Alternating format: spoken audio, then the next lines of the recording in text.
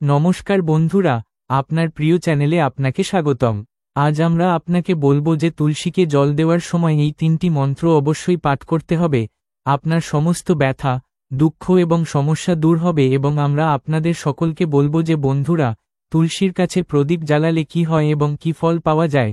এর সাথে আজ আমরা আপনাকে বলবো যে তুলসী সম্পর্কিত আজকের ভিডিওটি আপনাকে অনেক উপকার দেবে, কিন্তু ভক্তরা, সেই সব মানুষ, সেই সব মা ও বোনেরা যারা ভিডিওটি মাঝে মাঝে কেটে দেখেন, তারা জীবনে কখনো সাফল্য পাবেন না।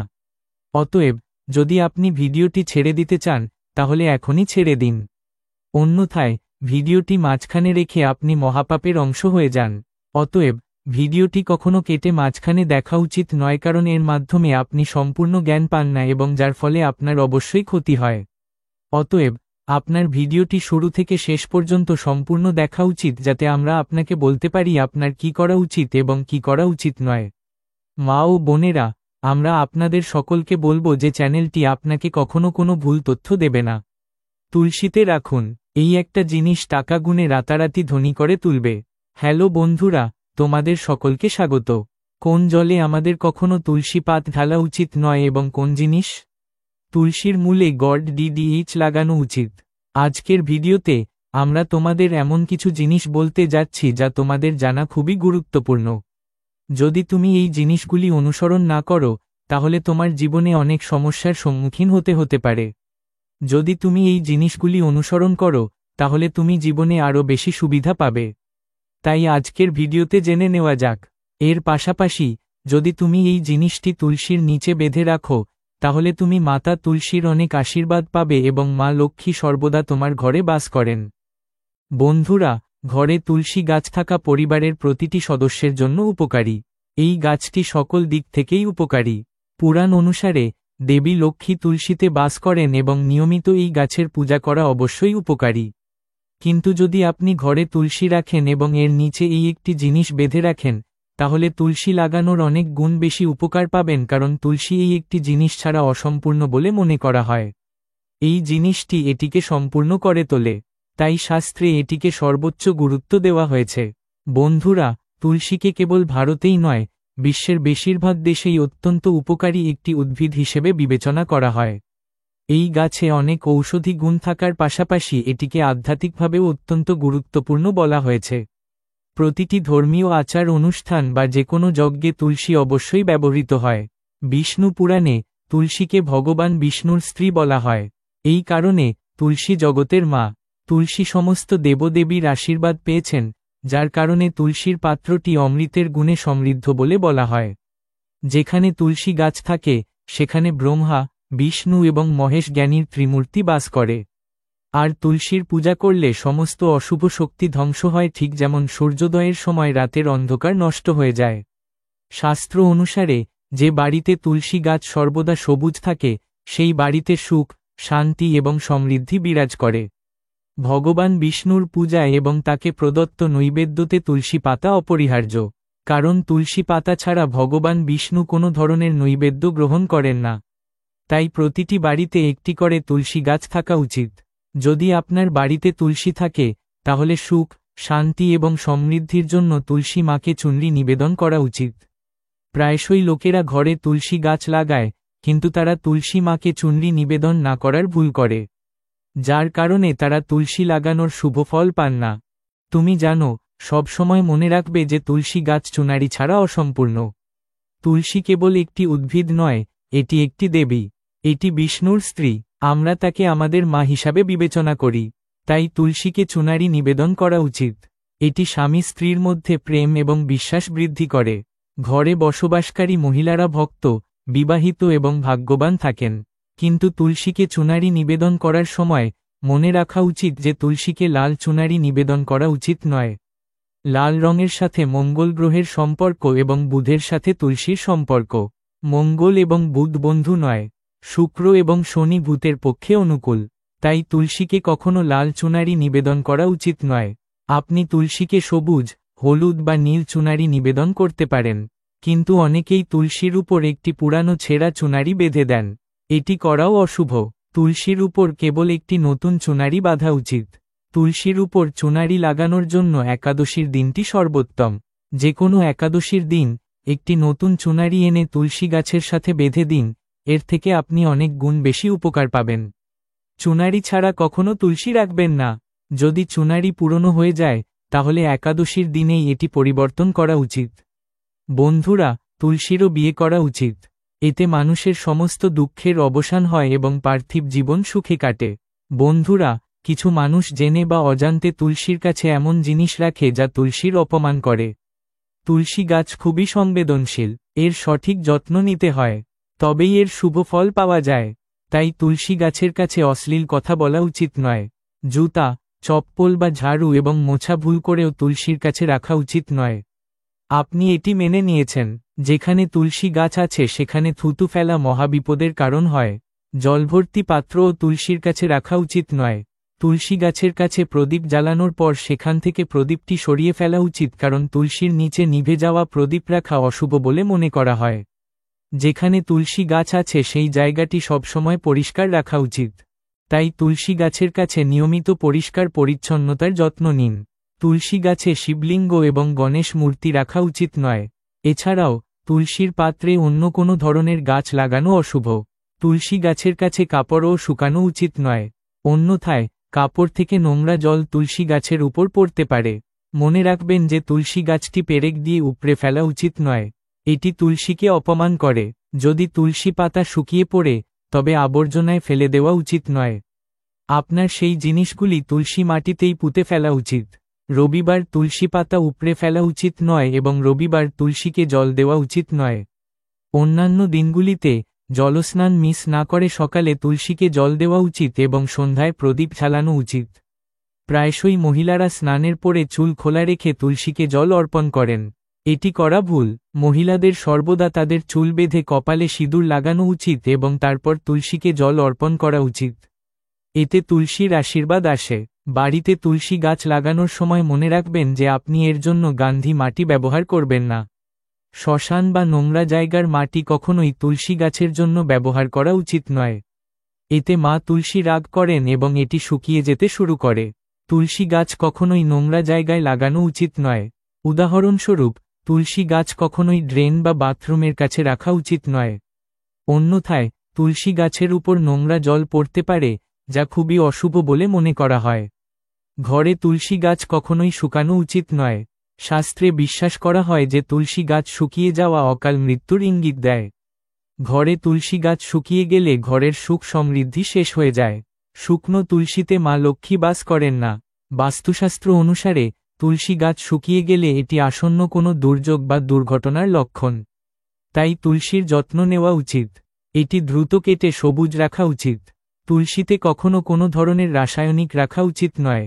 শুধুমাত্র খাদ্যদ্রব্য এবং গোবর ব্যবহার করা উচিত। এছাড়াও মনে রাখবেন যে তুলসীতে মাকড়সার জাল বা পোকামাকড় পাওয়া যাবে না। তাই তুলসী গাছের কাছে নিয়মিত পরিষ্কার পরিচ্ছন্নতার যত্ন নিন।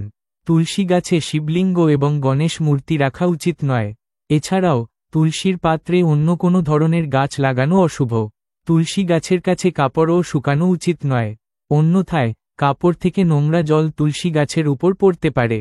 মনে রাখবেন যে তুলসী গাছটি পেরেক দিয়ে উপড়ে ফেলা উচিত নয়, এটি তুলসীকে অপমান করে। যদি তুলসী পাতা শুকিয়ে পড়ে তবে আবর্জনায় ফেলে দেওয়া উচিত নয়।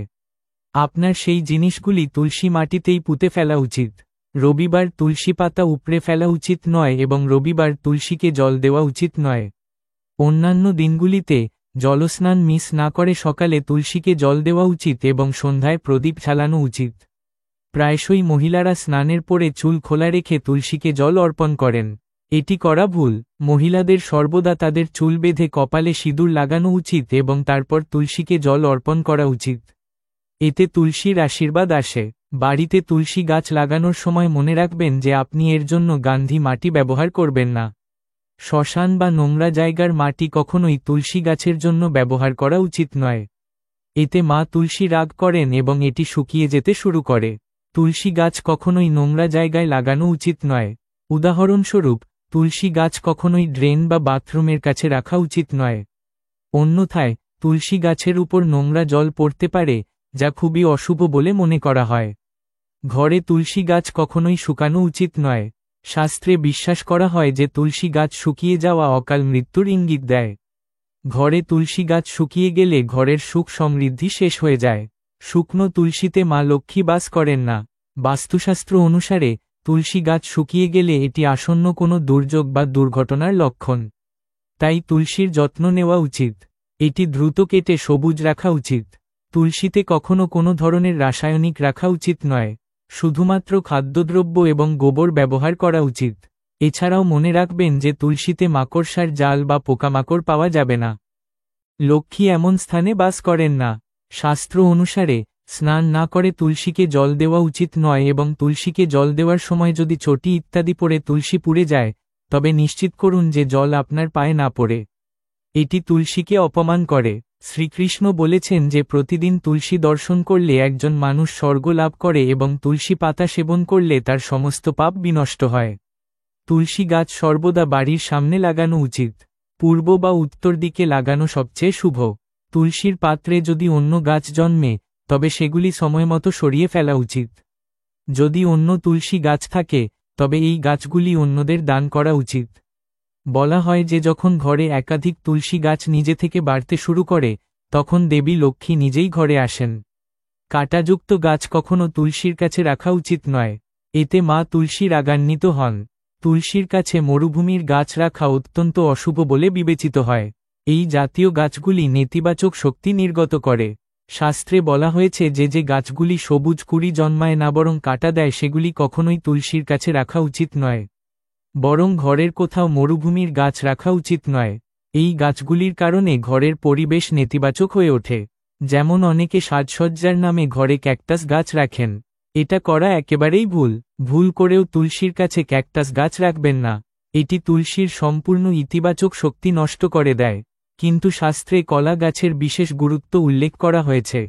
তুলসীর কাছে কলা গাছ লাগালে অনেক গুণ বেশি উপকার পাবেন। কলা গাছে ভগবান বিষ্ণু থাকেন। তুলসীর কাছে লাগালে ঘরে সুখ ও সমৃদ্ধি আসে। এছাড়াও ভগবান বিষ্ণু যেখানে থাকেন সেখানে লক্ষ্মী আসেন। বন্ধুরা, তোমাদেরও তুলসী গাছে শালিগ্রাম রাখতে হবে। তুলসীর পাত্রে শালিগ্রাম রাখলে তুলসীর আরও বেশি শুভ প্রভাব দেখতে পাবে। শালিগ্রামকে ভগবান বিষ্ণুর নিরাকার রূপ হিসেবে বিবেচনা করা হয়। এটি একটি কালো পাথর যা অনন্য এবং মূল্যবান বলে মনে করা হয়।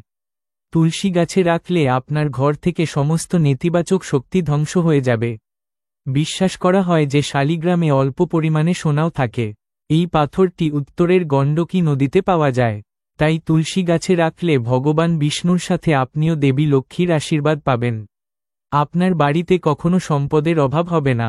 পুরাতন প্রবাদ অনুসারে যে ঘরে শালিগ্রাম থাকে, সেই ঘরটি যতটা ভালো থাকে ততটাই ভালো। প্রতিদিন শালিগ্রাম দর্শন ও পূজা করলে সকল ধরনের বস্তুগত সুখ পাওয়া যায়। যেহেতু এটি স্বসৃষ্ট, তাই এর প্রাণপ্রতিষ্ঠা করার প্রয়োজন হয় না। যদি এটি তুলসীর কাছে রেখে প্রতিদিন পূজা করা হয়, তাহলে ব্যক্তি অর্থ সংক্রান্ত কোনো সমস্যার সম্মুখীন হয় না। বিষ্ণু পুরাণ অনুসারে মৃত্যুর সময় শালিগ্রামের অমৃত পায়ের জল সকল কিছু থেকে মুক্তি দেয়। মৃত্যুর পর তিনি বৈকুণ্ঠে যান। এই অমৃতের চরণ ঔষধের মতো। যে এটি গ্রহণ করে সে মোক্ষ লাভ করে। কিছু লোক চরণ অমৃত গ্রহণ করে এবং তাদের হাত দিয়ে মাথা ঘষে। বরং শাস্ত্রে এটি করার কথা বলা হয়নি। শরণ অমৃত সর্বদা ডান হাতে শ্রদ্ধার সাথে গ্রহণ করা উচিত। কিন্তু শালিগ্রাম বাড়িতে আনার সময় নিশ্চিত করুন যে এটি আসল। আজকাল বাজারে অনেক ধরনের শালিগ্রাম পাওয়া যায়।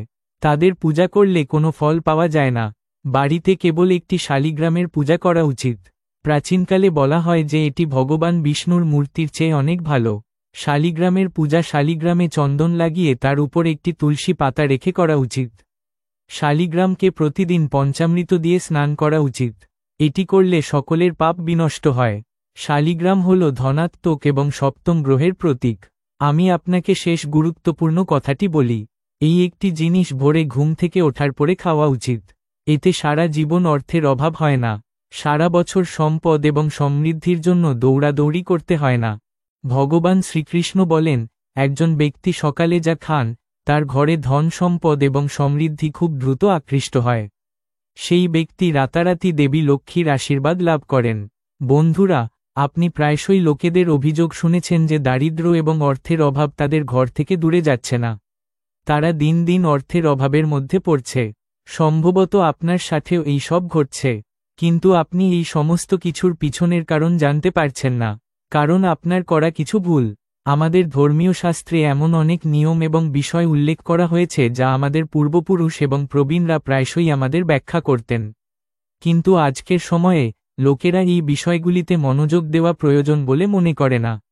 কিন্তু যখন অর্থ সম্পর্কিত অনেক সমস্যা আপনার সামনে আসে, তখন প্রায়শই লোকেরা তাদের পিছনের কারণ জানতে চায়।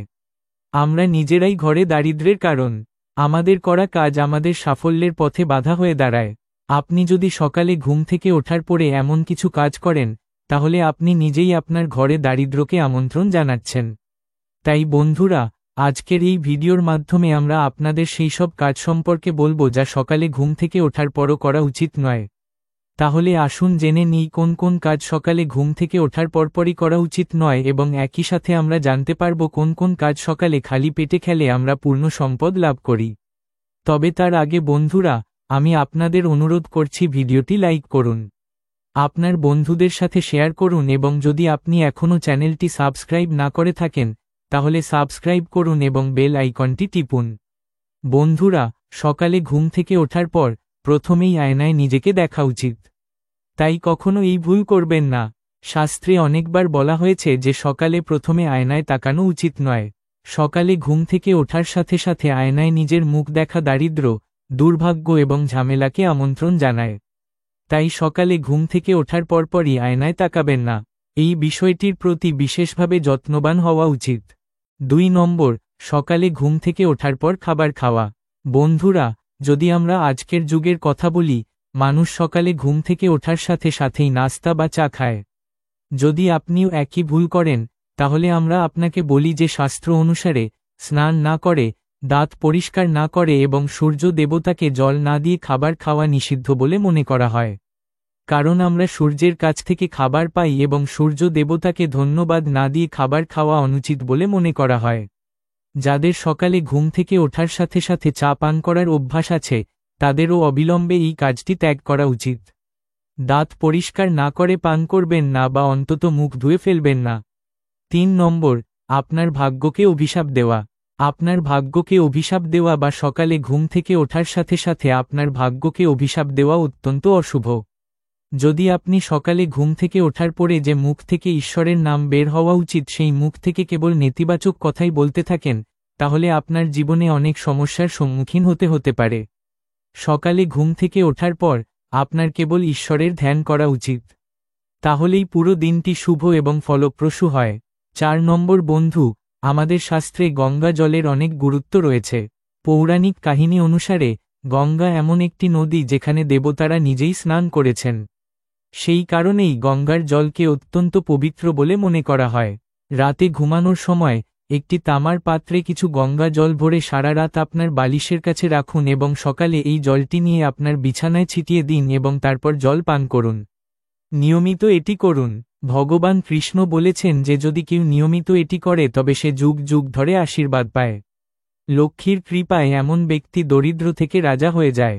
বিশ্বাস করা হয় যে মৃত্যুর সময় যদি কোনো ব্যক্তির মুখে গঙ্গা জল দেওয়া হয়, তবে তার পাপ বিনষ্ট হয় এবং সে মোক্ষ লাভ করে। গঙ্গা জল কখনো অপবিত্র হয় না এবং কখনো পবিত্র হয় না। 5 নম্বর, যদি তুমি চাও তোমার জীবন থেকে নেতিবাচকতা এবং দারিদ্র্য দূর হোক, তাহলে সকালে ঘুম থেকে ওঠার পর এই কাজটি অবশ্যই করো। প্রথমত, সকালে আয়নায় নিজেকে দেখো না, বরং ভগবান শ্রীকৃষ্ণকে, তোমার ঠাকুরজিকে দেখো। অন্যথায়, সকালে ঘুম থেকে ওঠার সাথে সাথেই হনুমানজিকে দেখো। তোমার ঘরের সামনের দেয়ালে তার সুন্দর ছবি লাগাও এবং সকালে তাকে দেখলে একজন ব্যক্তির জীবনে অগ্রগতি হয়। কিন্তু তুমি কি কখনো ভেবে দেখেছ যে এই পবিত্র গাছে জল দেওয়ার বিশেষ নিয়ম আছে এবং একটি নির্দিষ্ট সময়ে জল দেওয়া উচিত যাতে সমৃদ্ধি বজায় থাকে? জ্যোতিষ পণ্ডিত রমেশ ভোজরাজ দ্বিবেদী জি থেকে জেনে নিই তুলসী গাছে জল দেওয়ার সঠিক সময় কোনটি যাতে তুমি শুভ ফল পেতে পারো। কোন সময়ে তুলসী গাছে জল দেওয়া উচিত?